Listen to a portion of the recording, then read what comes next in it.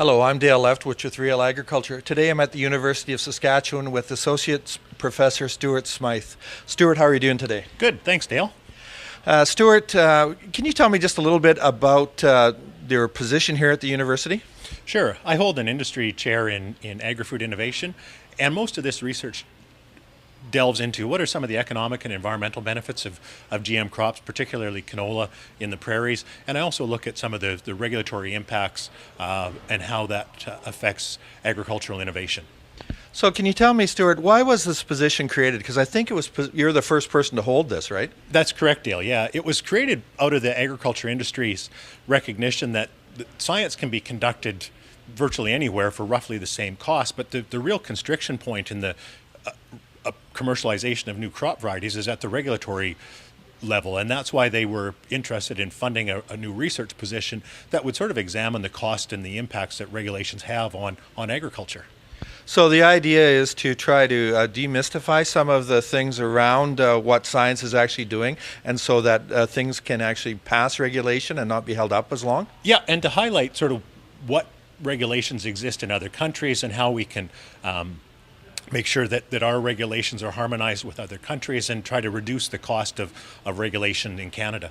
Okay, that brings us to a good point when you're talking about other countries, because you just returned from Australia. Can you tell me how you ended up with an invitation to go to Australia? Well, it was the hard work of one of my master's students. We published a paper in January from his thesis, and he looked at the cost of the moratorium that Australia had put on GM canola.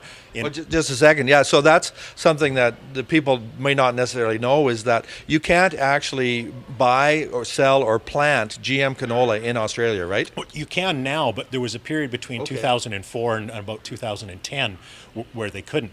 So we tried to estimate what was the cost of not being able to plant that from an environmental level and from an economic level. And so when the paper got published, you can imagine there was an awful lot of interest at the Australian farm level and in some of the ag organizations. And so they were really interested in having me come down there and present some of this research to a variety of audiences. Okay, and so then you said a variety of audiences. How many audiences and who did you actually see down there? I spoke to government regulators and policymakers, some of the industry organizations, and to farm groups. Farmers, I guess, pardon me. And so where did, particularly the farm groups, like the farmers and farm groups, what kind of a response did you get from them? They were really positive. I mean, they've now had the ability to start growing GM canola, but they were really interested to learn what some of the environmental benefits were from Canadian farmer experiences after a decade and now 20 years worth of GM canola production. Sort of what farmers here are recognizing as environmental benefits. So you said that the actual paper that was produced by your master's student, what was his name? Scott Biden. Scott Biden. That Scott Biden's paper actually delineated some of the costs. What were some of the costs that were associated with that? Well, we estimated the economic loss to Australian farmers was just under $500 million Australian. We estimated that there was something, I think 7 million additional field passes to have to do land work, which burned over 8 million liters worth of diesel fuel and resulted in about 24 million kilograms of additional greenhouse gas emissions that wouldn't have been made if they'd had GM canola. So you're saying that it was the bottom line cost and also an environmental cost? Yeah, I think the thing that really surprised us was just how substantial the environmental impacts were elevated due to the fact that they hadn't adopted GM canola. And you say this was between 2010 and 2014, roughly? 2004 and 2010. Okay, thanks. So in a 6-year period, that was the impact that was held. That's right. Yes. Yeah.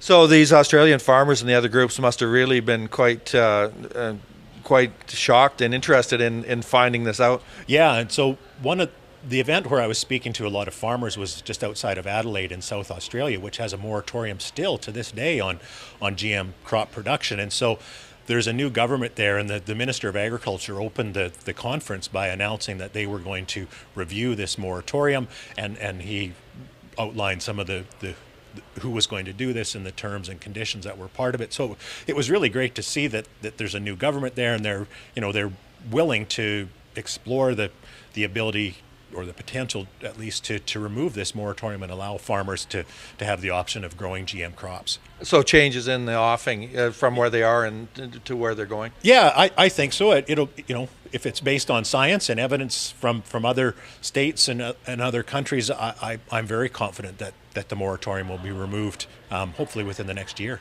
So did you get a chance, you talked to several groups, one of the groups I'm sure was other academics. Did you have a chance to see if they had been doing similar kind of research in Australia? There hasn't been a lot of that because GM canola has been banned there for so long that a lot of the academics that would have engaged in that research have just haven't done that because the technology's not been there. So I was looking for opportunities to develop some collaborations and enhance sort of our research network here by setting these relationships up to do some research. So then I guess what was your biggest takeaway from your trip down to Australia? Did you get to establish those kind of connections, and what did you see? Yeah, I was able to reach out and meet some people, and have had follow-up emails with them through from the university. I think probably the most interesting thing was I got a chance to talk to their national regulators in Canberra responsible for biotechnology as well as for food safety and some ag policy people as well, and they were really interested in the research. We had a really good discussion about the benefits of biotechnology and how regulations can impact innovation, and so it was really good to see them, a strong science-based conversation and not involving a lot of the environmental myths and misinformation about biotechnology. Certainly none of that was present in the discussions with regulators. Okay, very good. Well, I just want to thank Stuart Smythe for being with us at Real Agriculture today. Thanks for being here. Oh, it was my pleasure, Dale. Anytime.